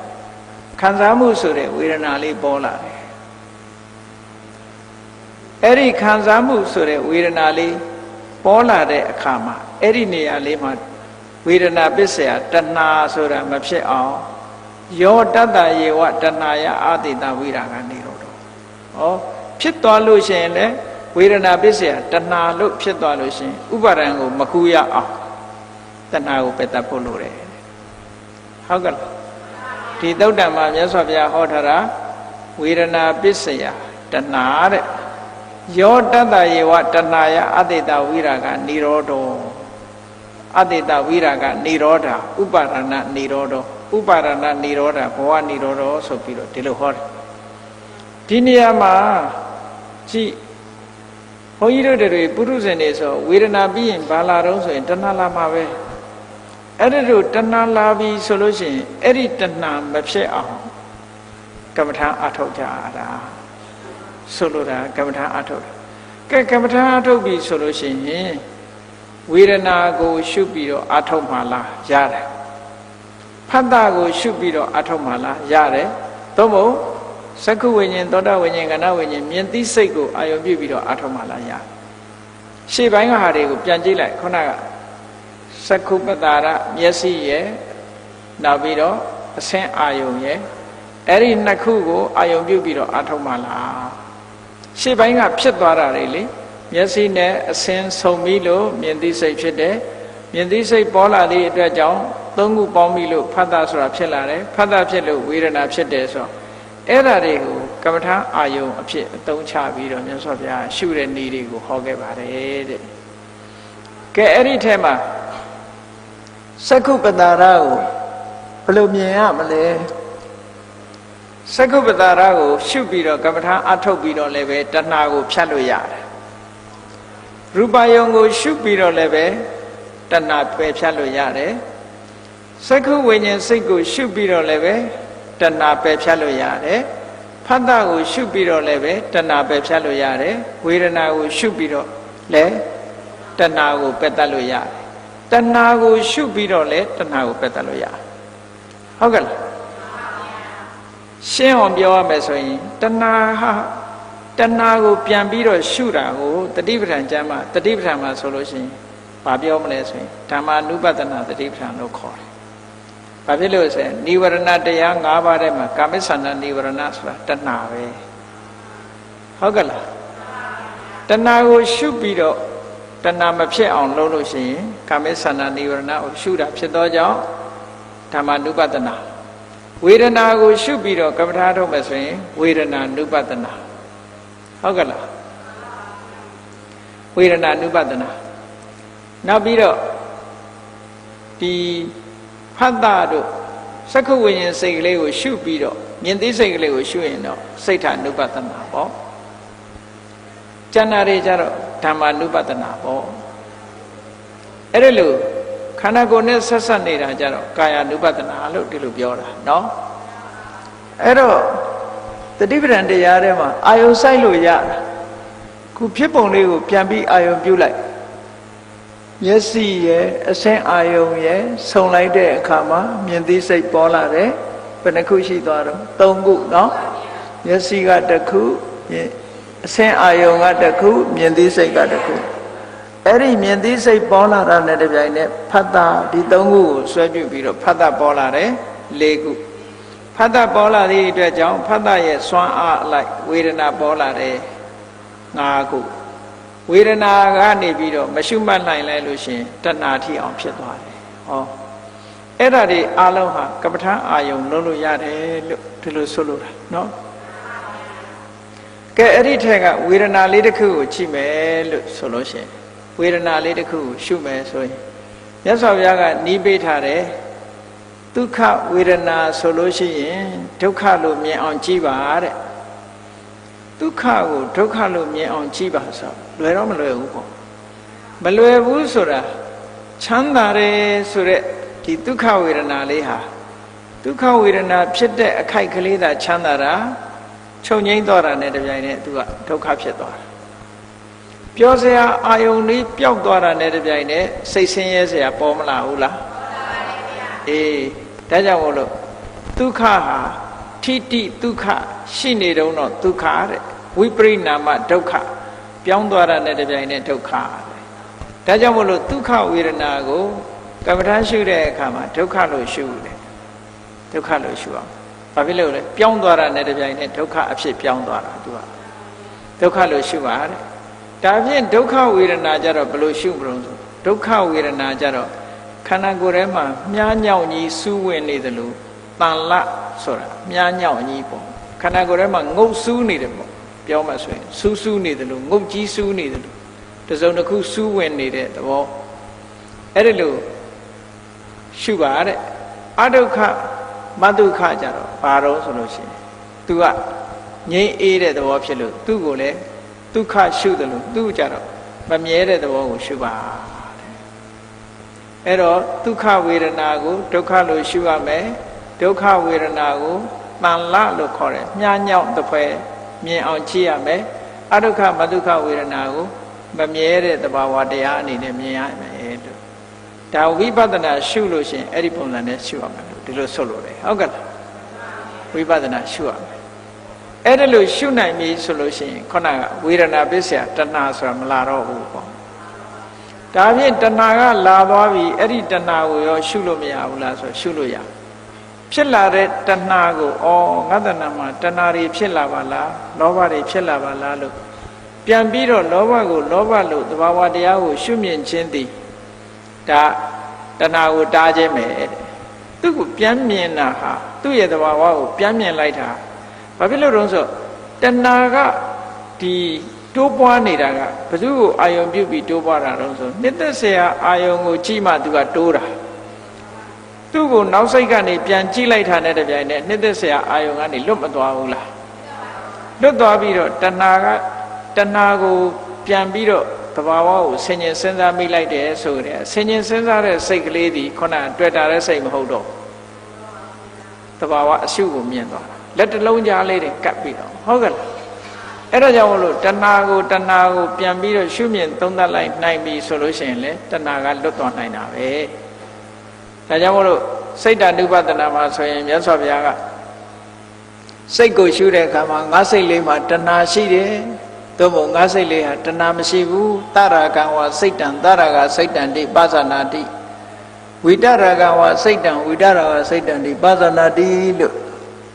တဏှာရှိမရှိကိုသိအောင်ကြည့်ဖို့စိတ်တ ानु ပဒနာမြတ်စွာဘုရားဟောထားတာရှိတယ်ပေါ့ဘယ်ဟာပဲဖြစ်ဖြစ်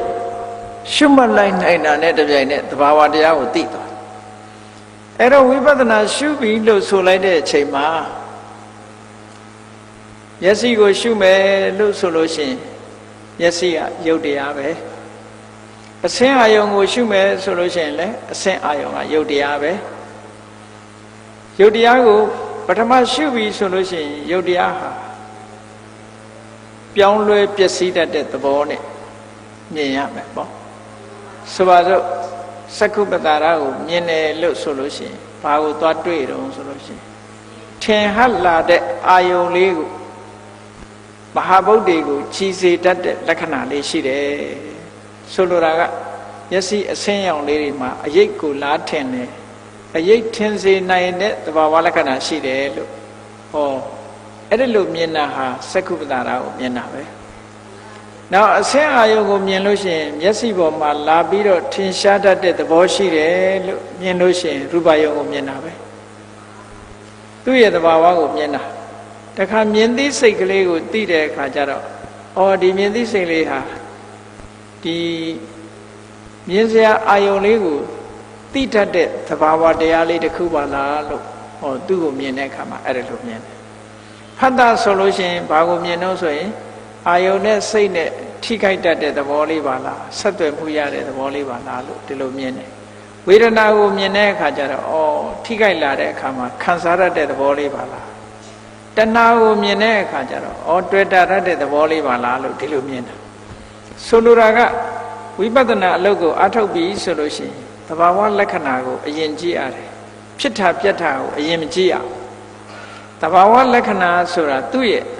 ပုံသဏ္ဍာန်လေးကိုကြည့်တာသူ့ရဲ့အသွင်သဏ္ဍာန်လေးကိုကြည့်တာဥပမာဆိုတော့ပထဝီရဲ့အသွင်သဏ္ဍာန်ကဘာလဲလို့ဆိုရင်ခက်မာတယ်ပျော့ပြောင်းတယ်အာဘောရဲ့အသွင်သဏ္ဍာန်ကဘာလဲဆိုရင်ဖွဲ့စည်းတယ်ယိုစည်းတယ်တေဇောကပူတယ်အေးတယ်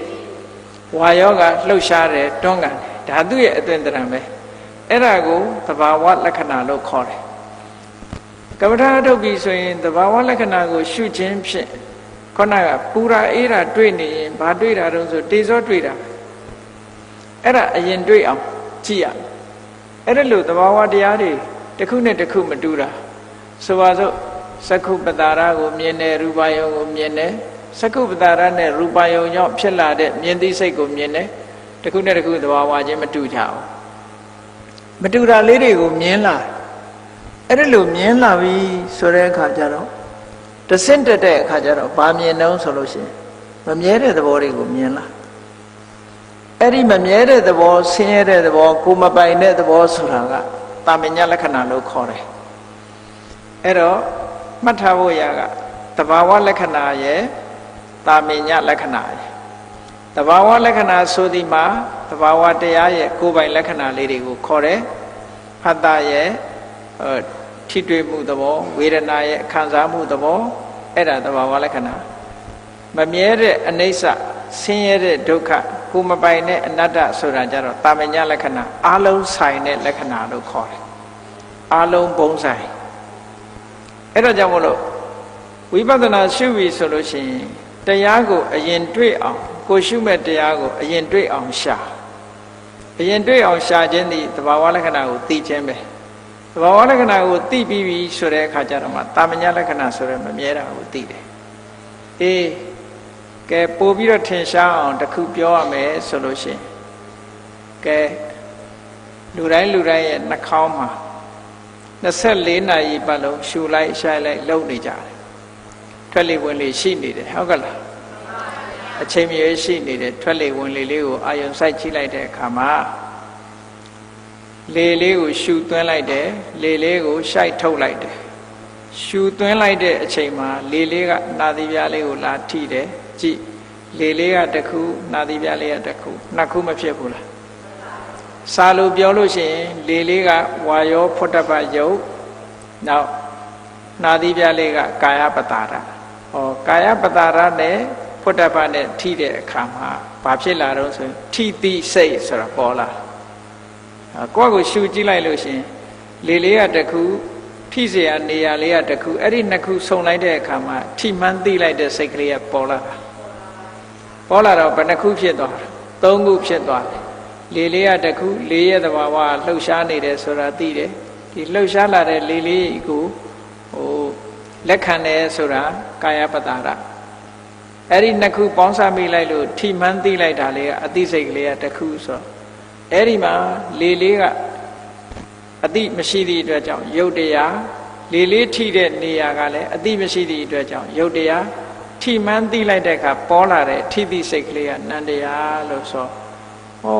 ကိုယ်တဏ္ဍာမှာလေလေးရှူလိုက်တဲ့အချိန်မှာဖြစ်တဲ့တရားတွေဟာဒီယုတ်နဲ့နံဒါပဲရှိတာပဲဟုတ်ကလားဒီပြဟာတွေအသာမေ့ထားလိုက်လေရယ်နာသီးပြားမှာရှိတဲ့ကာပတာရရယ်ထိမှန်းသိလိုက်တဲ့စိတ်လေးရယ်အဲသုံးခုတည်းပဲရှိတာအဲ့ဒီသုံးခုလေးကိုသဘောကျသွားပြီဒါလေးကိုသိသွားပြီသဘာဝတွေကွဲပြားခြားနားမှုကိုသိသွားပြီဆိုတဲ့အခါမှာဘာအဲ့ဒါကိုနာမရူပပရိစ္ဆေဒဉာဏ်လို့ခေါ်တယ်နာနဲ့ရုပ်ကွဲသွားပြီဟုတ်ကလားထိလို့သိတာလေးကနန္တရားဉာဏ်နဲ့နှစ်ခုကရုပ်တရားအဲ့ဒီတိုင်းပဲမြင်တဲ့အခါမှာလည်းအတူတူပဲမြင်လိုက်လို့လူတွေကမြင်လိုက်တဲ့အခါမှာအစင်းဆိုတဲ့အဆင့်ကိုကျော်လွန်ပြီးတော့ဘာသွားတတ်မှတ်တော့ဆိုလူမြင်တယ်တစ်ပင်မြင်တယ်ပန်းမြင်တယ်နဲ့ဒီလိုဖြစ်သွားဟုတ်ကဲ့လားသို့တော်မျက်စိထဲမှာပေါ်လာတဲ့အခိုက်လေးအာယုံလေးကိုကြည့်မယ်ဆိုရင်မြင်စရာအာယုံလေးရဲ့မျက်စိရဲ့ဒီနှစ်ခုစုံလိုက်တာအဲ့ဒီနှစ်ခုကယုတ်တရားမြင်သိစိတ်လေးကနန္တရားဟောထမင်းစားနေတဲ့အချိန်မှာလဲစဉ်းစားကြည့်ဒီအစာအာဟာရကိုရှားပေါ်တင်လိုက်တာနဲ့တပြိုင်နက်ကြည့်ထမင်းကဒီအယတာယုတ်တရားပြီးတော့လျှာကအယတာကိုခံယူတဲ့ယုတ်တရားအဲ့ဒီနှစ်ခုပေါင်းစပ်လိုက်တော့သိလာတဲ့လျက်သိဆိုတဲ့ချွတ်ချင်းဆန်းငံဆက်ကိုသိတာလေးကနန္တရားဆိုဟောထမင်းစားရင်လည်းပဲတရားကပ္ပထာနှလုံးသွင်းလို့ရတယ်ပေါ့အဲ့ဒါကိုပဲမြတ်စွာဘုရားကဟောတာဇီဝင်းစပဋိစ္စရသေးစဥပ္ပစ္စတိဇီဝဝိညာဏဒိဋ္ဌံသင်္ကတိဖတ်တော့ဒီတိုင်းပဲဟောတာပဲဖတ်တာဖြစ်လာတယ်ဖတ်တာဖြစ်ရင်ဝေဒနာဖြစ်မယ်ဝေဒနာဖြစ်ရင်တဏှာဖြစ်တယ်အဲ့လိုသွားတာပဲအလုံးဟာဒီတိုင်းသွားတယ်ဟုတ်ကဲ့လားအဲ့တော့ဒီသဘာဝတရားလေးတွေကိုသိလာပြီဆိုရင်ယုံနဲ့နာနဲ့နှစ်ခုသိလာတယ်ဆိုတော့ဒီအသိလေးတွေရှိလိုက်တာနဲ့တပြိုင်နက်ခုနကတဏှာဆိုတာလာနိုင်ပါအောင်မလားမလာနိုင်တော့ဘူးတဲ့အဲ့ဒီမှာယုံနဲ့နာနဲ့နှစ်ခုကွဲသွားတာကိုနာမရူပပရိစ္ဆေဒဉာဏ်လို့ခေါ်တယ်နောက်တစ်ခါဒီမြင်သိစိတ်ကလေးတို့ထိသိစိတ်ကလေးတို့ဒီစိတ်ကလေးတွေဟာကြည့်မထိခင်ကကြိုတင်ပေါ်နေတာလားမမြင်ခင်ကကြိုတင်ပေါ်နေတာလားမြင်မှပေါ်လိုက်တာလားထိမှပေါ်လိုက်တာလားလို့စဉ်းစားကြည့်လိုက်မမြင်ခင်ကကြိုတင်ပေါ်နေတာဟုတ်ကဲ့လားမထိခင်ကကြိုတင်ပေါ်နေတာဟုတ်ကဲ့လားမဟုတ်ဘူးထိလိုက်တဲ့အခါကျမှပေါ်လာအဲ့တော့ထိခြင်းကအကြောင်းတရားပေါ်လာခြင်းကအကျိုးတရားမဖြစ်ပေဘူးလားဟုတ်ကဲ့လားရှေးရှေးဝေးဝေးအကြောင်းတွေကိုမစဉ်းစားနဲ့ရှေးရှေးဝေးဝေးအကြောင်းတွေကိုမစဉ်းစားနဲ့ မျက်စိနဲ့အစင်းဆုံလိုက်ခြင်းကအကြောင်းတရားမြင်သိစိတ်ကလေးပေါ်လာတာကအကျိုးတရားအဲ့ဒါလို့အကြောင်းနဲ့အကျိုးခွဲခြားသိသွားပြီဆိုရင်ပစ္စယပရိက္ခဉာဏ်လို့ခေါ်တာပဲအဲ့ဒီကနေပြီးတော့ကြည့်တဆင့်တက်လိုက်တဲ့အခါကျတော့ကြည့်ခဏကနှာသီးပြားကလေလေးကရှူသွင်းလိုက်တာလေးကလည်းတခဏလေးပဲထိလိုက်တဲ့အချိန်လေးကလည်းပဲတစ်စက္ကန့်ပိုင်းလေးလောက်ပဲရှိတယ်ထိလိုက်တာနဲ့သိလိုက်တဲ့စိတ်ကလေးပေါ်တာလဲစက္ကန့်ပိုင်းလေးပဲဟုတ်ကဲ့လားအလုံးဟာပေါ်လာပြီးတော့ယက်တည်နေတာလားပျောက်သွားတာလားပျောက်သွားတာအဲ့ဒါကိုတတိထားတတ်လာလို့ရှိရင်ရှုမှတ်နိုင်လာလို့ရှိရင်ဒါသမထနာဉာဏ်လို့ခေါ်တာအဲ့ဒီကနေပြီးတဆင့်တက်လိုက်ရင်ဖြစ်တာနဲ့ပြတ်တာဟာထင်ထင်ရှားရှားကြီးမြင်လာပြီဆိုရင်ဥရိယဗျာဉာဏ်ပေါ့နောက်အဲ့ဒီကနေပြီးတော့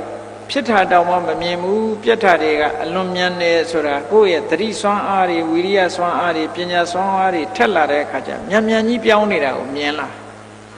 အမြန်ကြီးမြင်လာလင်းလင်းမြန်မြန်ကြီးမြင်လာလို့ရှိရင်ဒါဘင်္ဂဉာဏ်လို့ခေါ်အဲ့ဒီဘင်္ဂဉာဏ်ကြီးထွားရင့်တန်လာပြီဆိုရင်ပြတ်မှုကအလွန်လင်းမြန်နေတော့ကြောက်စရာကြီးပါလားလို့မြင်လာတယ်အခုကြည့်လေ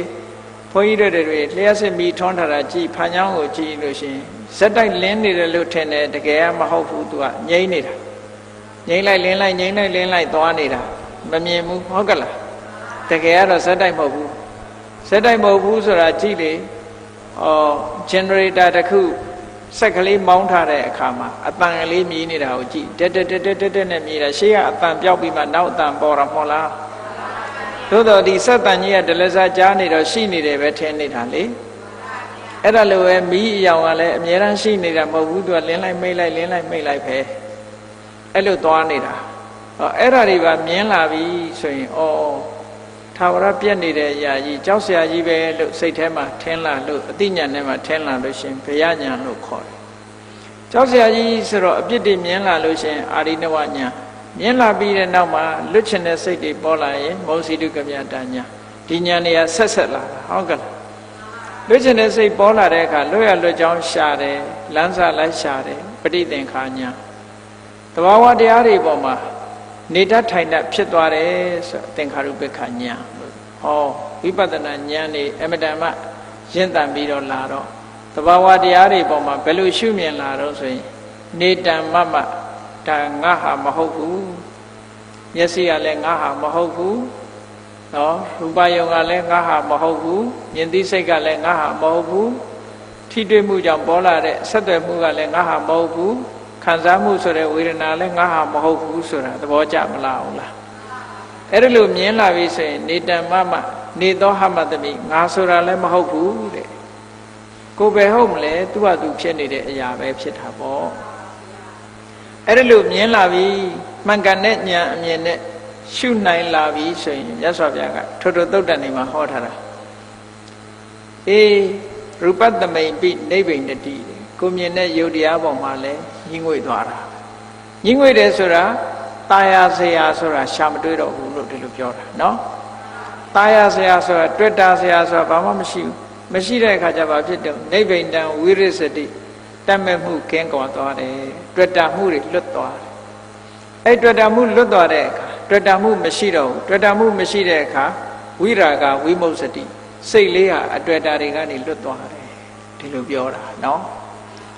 အဲ့တော့ဆိုလိုတာကဒီသဘာဝတရားတွေပေါ်မှာညှိငွေ့လာတယ်တာယာစရာရှားမတွေ့ဘူးဆိုတာဝိပဿနာဉာဏ်ဖြစ်တာကိုပြောတယ်အတွေ့တာတွေကနေပြီးတော့အတွေ့တာတွေကင်းပြတ်သွားတယ်လို့ဆိုတာ message ပေါ်တာ message ဒီနိဗ္ဗာန်ကိုအာယုံပြုပြီးတော့ပေါ်တာဖြစ်သောကြောင့်တွေ့တာစရာအာယုံနဲ့လွတ်သွားပြီးတော့နိဗ္ဗာန်ပေါ်မှာအာယုံစိုက်ပြီးတော့ကိလေသာလေးဟာဒီစိတ်ကလေးဟာကိလေသာဆိုတဲ့အတွေ့တာတွေကနေပြီးတော့လုံးဝလွတ်သွားတာကြတော့ဖို့စိတ်ဖြစ်တာကိုပြောတာဒါဝိရာဂဝိမုတ်စတိမြတ်စွာဘုရားကစကားလေး၃ခုနဲ့ပြောလိုက်တာနိဗ္ဗိန္ဒတိတဲ့ဝိရိစတိတဲ့ဝိမုတ်စတိစာအာကိုပြောတာတော့ဆိုနိဗ္ဗိန္ဒတိကဝိပဿနာဉာဏ်ဖြစ်တာကိုပြောတာဝိရိစတိဆိုတာ message ပေါ်တာကိုပြောတာဝိမုတ်စတိဆိုတာဖို့စိတ်ကိုပေါ်တာကိုပြောတာဟောအဲ့ဒါလို့လွတ်သွားပြီဆိုတော့မှခုနကဒုက္ခသမုဒယဟာရပ်သွားမှဖြစ်တယ် အဲ့ဒါလို့မဟုတ်ဘူးဆိုရင်နေ့စဉ်နဲ့အမျှဘုန်းကြီးတို့ရဲ့လက်တွေ့ဘဝနေ့စဉ်ရဲ့ဘဝမှာဘာတွေဖြစ်နေတုံးဆိုဒုက္ခသမုဒယတွေကြီးပဲဖြစ်နေမှာပဲဟုတ်ကဲ့လားကိုယ့်ဘဝကိုလေးလာပြီးတော့ကြည့်မယ်ဆိုရင်တို့ဘဝဒုက္ခသမုဒယတွေကြီးပဲနေတိုင်းမှာဖြစ်နေကြဒုက္ခသမုဒယနဲ့မို့တန်တရားလဲနေမှာဒီတန်တရားကိုမဖြတ်နိုင်ဘူးမရှုနိုင်ဘူးမပွားနိုင်ဘူးဒီတဏှာကိုကင်းအောင်မလုပ်နိုင်ဘူးဆိုရင်နောက်ကဥပါဒံလာလိမ့်မယ်ဥပါဒံလာလို့ရှိရင်ဘဝဆိုတာလာလိမ့်မယ်ဘဝလာလို့ရှိရင်ဇာတိဆိုတာလာလိမ့်မယ်ဇာတိလာလို့ရှိရင်ဆရာမရဏလာလိမ့်မယ်တောကတွေလာလိမ့်မယ်ပရိဒီဝတွေလာလိမ့်မယ်ဒုက္ခဒေါမနတဥပါယတတွေလာလိမ့်မယ်ဟောဘာတွေလာတော့ဆိုအလုံးဟာဒုက္ခတွေပဲလာနေမှာပဲဒါကြောင့်မို့လို့အဲ့ဒီဒုက္ခတွေကလွတ်သွားအောင်ချုပ်ငြိမ်းသွားအောင်ကတခုတည်းသောနိလန်းဒီသဘာဝတရားကိုမြင်အောင်ပြန်ကြည့်ခြင်းပဲဝိပဿနာရှုမြင်ခြင်းပဲလို့ဒီလိုဆိုလိုတာဟုတ်ကဲ့အဲ့တော့အဖြစ်ကနေပြီးတော့အပြစ်ကိုသွားခြင်းနဲ့ဆိုလို့ရှိရင်နောက်ထပ်မဖြစ်အောင်လုပ်တဲ့နည်းစနစ်ဒီဖြစ်နေတဲ့သဘာဝတရားတွေပေါ်ရဲ့အပြစ်အနာစာမြင်အောင်ရှုမှတ်ပြီးတော့အတွေ့အတာကိုဖယ်ဖြောက်ခြင်းပဲဖြစ်တယ်အတွေ့အတာမှုရှိနေသေးသမျှတွေ့တာလို့ရှိရင်မုန်းတိမှုလည်းလာမှာပဲအဲ့ဒါကြောင့်မလို့တွေ့တာမှုခင်းရင်မုန်းတိမှုလည်းမရှိတော့ဘူးတွေ့တာမှုခင်းအောင်ပြုလုပ်ခြင်းဟာအဓိကအမှန်တမ်းကြားတယ်ဝိပဿနာကျင့်စဉ်တစ်ခုကျင့်ခြင်း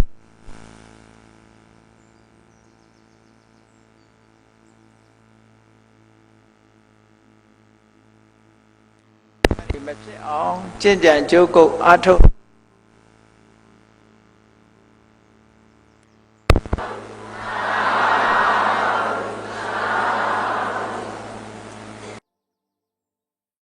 ကဲမေတ္တာပို့ရအောင်တတ္တဝါများစွာ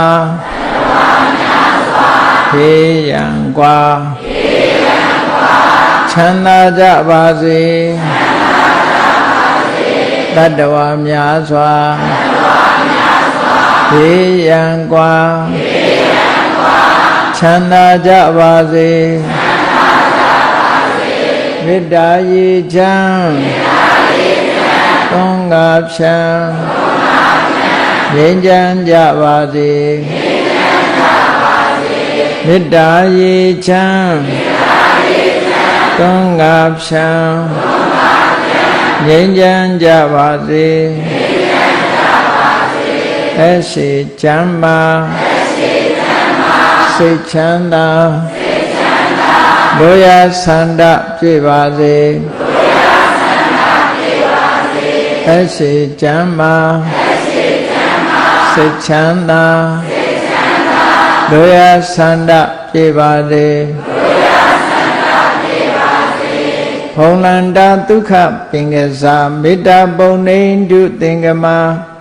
မနောတရတိတဝေတံဘဝယန္တုဒုက္ခနကမေတ္တာပုံနေတုသင်္ကမစုပေါင်းပုအပ်မေတ္တာဓာတ်ဟုရောင်ပြူပါဝင်ငွေလာမင်းနှင့်ရောင်ခြင်းရှဲယုံပေါင်းဆောင်ရခြင်းကြောင့်သဗ္ဗေတံကျွင့်မဲ့ဥတ္တုံလုံးစုံများစွာတတ္တဝါတို့၏မနောတရတိမြင့်မြတ်ဖြူစင်အေးကြည်လင်သည့်ရေစဉ်ပြည့်တင်းစိတ်နှလုံးတည်ဟုသောရေအိုင်ကြီးအတွင်၌ဒုက္ခပင်ကရာစင်ထာဝရအေးမြကြည်သာတာယာပွင့်လန်းချမ်းသာဒုက္ခတည်ဟုသောကုမုဒ္ဒရာကြာပန်တို့သည်ဖုံးလန္တာဝန္တာရှင်မြူဝမုံလူလျက်ကြည်နူးဝဲကြုံဖူးပွင့်ကြကုန်သည်ဖြစ်၍ဒုက္ခနကလေးအောင်လေးတဲ့ရောရှက်တင်ပြန်ပီတိတိဟုသောယနံတို့သည်ဘဝယန္တုကောင်းစွာမဲ့သွေကြိုင်လိုက်၍နေကြပါစေကုန်တည်း